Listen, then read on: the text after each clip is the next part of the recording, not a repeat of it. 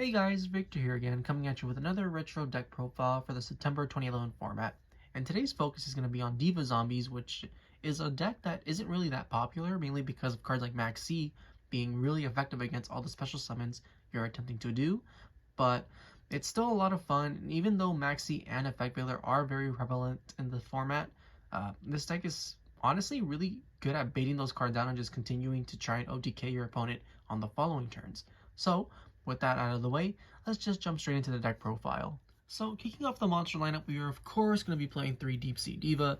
Card is incredible, especially when you pair it with like all the floaters in this deck, whether it's like the Goblin Zombies or just triple Reborn Tengu, because Reborn Tengu in any type of Synchro Climb deck is honestly just unreal, especially when you combine it with Deep Sea Diva, because Tengu replaces itself, and then Diva constantly has its own separate copy, so that means you have 2 level 2 tuners along with at least 2 reborn tengus that you can synchro summon with, and that just opens up all your synchro plays honestly, because you can go synchro spamming into multiple level 6s, you can go straight into a level 8. Yeah, just like the potential that you have thanks to Reborn Tengu and Deep Sea Diva honestly pushes this deck to another level that is honestly just unseen compared to like its Edison variant, because Reborn Tengu is just that insane of a card.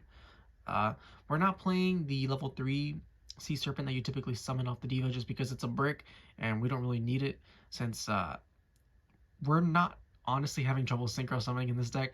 It's because it's super easy to accomplish. So yeah, we don't need it, but 3 Reborn Tengu and like the newest variations of this deck is honestly a no-brainer. Then after that, we're going to be playing 3 Tour Guide of the Underworld along with the 1 Sangan. Tour Guide is insane because this is a zombie deck, so that means you are playing cards such as Mizuki and Plague Spreader, which banish themselves fairly easily. And then since this is a 2011 deck, we are playing a little bit of Chaos, and being able to just banish monsters and then bring them back off a Tour Guide into Levier is just honestly insane. And even if you don't want to go that route, being able to summon off the Sangan just alone off the Tour Guide is huge, because it pretty much gives you access to like a large majority of your deck, whether you get the Divas, you get any of the zombie monsters, whether it's like Goblin Zombie, Plague Spreader, Spirit Reaper, whatever. Yeah, just like the utility that these 3 cards or 4 cards offer you is just unreal. And then when we play the zombies, we're going to be starting off with 3 Goblin Zombie. Goblin Zombies unlimited here compared to like Edison where it's at 2, for example, and honestly that's for the better, because Goblin Zombie, unlike cards such as Pyramid Turtle, will pretty much always get its effect because it just needs to be sent from field to graveyard. So if you tribute it, it gets destroyed by battle, destroyed by card effect, whatever, it will always float, and then in turn it will search you any zombie that you pretty much desire. So you can get Zombie Master, which we only play a 1 of because it's honestly not that great. You can get Spirit Reaper if you need to wall up. You can get the Mizuki if you want to, like, you know, just hyper extend for your next turn. Or you can get the Plague Spreader if you're lacking a tuner. So yeah, that's it for the zombie lineup, but it's pretty much all you'll ever need. Pyramid Turtle is just way too slow in this type of format because it needs to be destroyed by battle. And, you know, as I've always said, if agents are a deck, cards like Pyramid Turtle are just awful. And yeah, you don't really need any more. If you want, you could potentially play a Pain Painter, which is like just another level 2 zombie tuner, which becomes essentially Plague Spreader Zombie, but it's not really required, especially because we have Tour Guide to recycle our Plague Spreaders if they do get banished. But that's not it for the monster lineup. We're still playing a couple more. So we're going to be playing, of course, the hand traps, the 2 Max C, the 2 Effect Veiler, staples in every single thing. Then we're also going to be playing 2 Tragodias. Another big difference between Diva Zombies and Edison and Tengu Plant is that we get 2 Tragodia instead of 1, and Tragodia is honestly just incredible because it's able to change its levels to match whatever synchro play you might need. It's always a threat whenever it hits the field, especially if you have 4 more cards, because it's just a really big beat stick. And yeah, card is just insane. And then we're also going to be playing the 1 of Gores, the Emissary of Darkness, because it's Gores, and unlike in Edison, we do play level 1 tuners in the form of Effect Veiler, and the 1 of Glow Bulb, which means that we're going to be able to use the token that it produces or the Gores itself in order to make like a level 8 monster, just, you know, which is something that isn't available to you in Edison, but it is available to you in Tengu Plant. So yeah, it just becomes a lot more powerful, and like the toolbox or the utility that this deck offers you is just insane. And then for the final card, since we play 2 Effect Veilers and pretty much every other card is a dark, it's a no-brainer to play Blackluster Soldier, as is tradition, because just being able to drop this And you will have an effect veiler engrave or some kind of light, whether you get it from your synchro summons or just, like I said, the effect veiler, because it's really, really easy to do. Uh, and just being able to drop this card in an instant is game changing. It can straight up just win you the game. And with that, that's the monster lineup. And now we can finally move on to the spell and trap card portion of the deck. Now for spells, we're going to be starting off with just 2 Book of Lives. The zombie lineup is pretty small compared to the rest of the deck, but Book of Life is still very impactful just because you're going to have a zombie monster in your graveyard very easily, and then, thanks to Book of Life, you're going to be able to pretty much have like complete control over your opponent's graveyard, and there are a lot of key cards that are very important to banish. And so just being able to activate Book of Life, banish a key card, bring back like a Goblin Zombie, for example, then synchro with it, and then you have your Goblin Zombie float into another zombie card, is just those types of interactions just help you tremendously with trying to win the game in the long run. And then we're going to be playing the 1 of Heavy Storm, the 1 of Mystical Space Typhoon, the 1 of Dark Hole, the 1 of Monster Reborn, and the 1 of Foolish Burial. All staples in these types of like synchro heavy zombie decks, whatever. And then after that, we're also going to be playing 1 Mind Control. Mind Control is fantastic, and I honestly think it's much more impactful in this format compared to, you know, Edison. I know I always compare the two, but those are pretty much like the 2 prime synchro formats, so it's like comparisons are gonna pretty much be like unavoidable.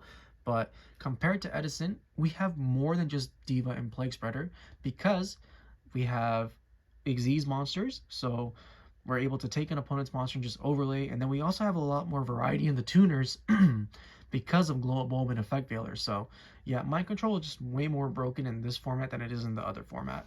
And then for our final spell, we're playing the 1 Pot of Avarice. If you're playing Reborn Tengu and Tour Guide, Pot of Avarice is a no-brainer because you're constantly going through your resources. So yeah, just the the value that this card provides you is unmatched in anything, and it's honestly just like BLS. It's a complete game changer when it's able to resolve. And then we're also just playing a couple traps. So you have the 2 Solemn Warnings, the 1 Solemn Judgment, the 1 Torrential Tribute, and the 1 Trap Dust Shoot. Nothing out of the ordinary trap-wise, but, you know, they're still just really impactful and good cards. And with that, that's the main deck. It's 40 cards like always, and now we can finally go to the extra deck.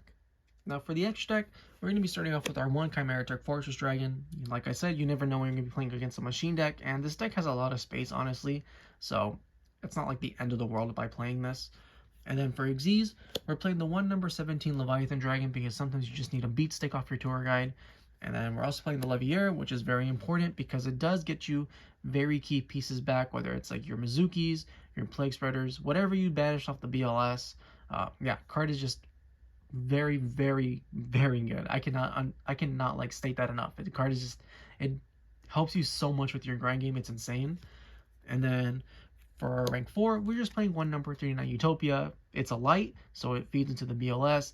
It has 2500 attack, and it's able to stall you out for at least like a turn or 2, thanks to it being able to negate attacks. So yeah, that's it for the Xyz and the fusions, and then the rest are just going to be synchros. So you have the 1 Armory Arm, which is pretty easy to make. It just requires any level 3 plus a level 1. So you have your Spirit Reapers, and then you have your Bulbs and your Veilers. And then, since Reborn is in this format, being able to take an opponent's monster and then synchro with that into Armory Arm, and then Armory Arm in turn equip into something like a BLS, just straight up wins you the game. Then we're going to be playing the 1 TG Hyper Librarian, which, if you want to compare like strength and formats, this is honestly something that just pushes it way over. Because if you get the Hyper Librarian out, you're typically going to summon 1 to 2 more synchro monsters, and then you combine that with the floating effects of cards like Reborn Tengu and Goblin Zombie, and just, yeah, like you're going to go plus very, very hard. So TG Hyper Librarian is just something that's helps push this deck to the next level. And then you're going to be playing the 1 Allied Jessica Taster, 1 Orient Dragon, 1 Bryonic Dragon of the Ice Barrier, 1 Gaia Knight, the Force of Earth, and 1 Revive King Hades. Compared to most decks, this deck actually plays a lot of level 6 synchros, and that's because level 6 is actually the easiest to make, thanks to the cards like Reborn Tengu being level 4, and then Diva combined with that, and then, yeah, so on and so on. You don't play cards like Doom Kaiser Dragon just because you're typically not going to play against a player that has Plague Spreader in their own deck, because it's just not that popular. But we still are playing Revive King Hades because it's still a very impactful card, and being able to run over your opponent's Reborn Tengus, for example, and just turning them off is sometimes just game-changing. And then you have Gaia Knight, the Force of Earth, because if you're playing against TG Stun, just being able to have a big level 6 that's, basically just a vanilla to run over your opponent's cards is huge. You have Brio, who's Brio, and Orient Dragon, just to get rid of any opposing synchro monsters like Stardust Dragon. But yeah, if you want, you could obviously play more level 6s, but these 4 for now are honestly more than enough typically. And then after that, you're playing the 1 Black Rose Dragon, the 1 Scrap Dragon, the 1 Stardust Dragon, and lastly, the 1 Trishula Dragon of the Ice Barrier. And with that, that's the Diva Zombie deck. I hope you guys enjoyed it. If you did, please feel free to like, comment, subscribe, and I'll catch you guys next time. See ya!